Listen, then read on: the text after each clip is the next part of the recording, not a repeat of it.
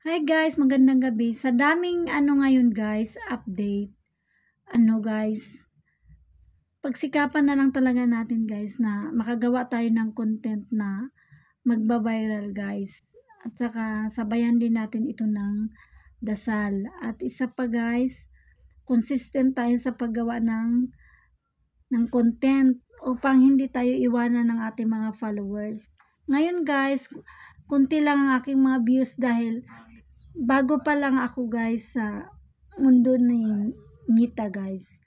Pero guys, magtatagal, nagtiwala talaga ako sa sarili ko na matulad din ako sa ibang mga content creator na ang lalaki ng mga views.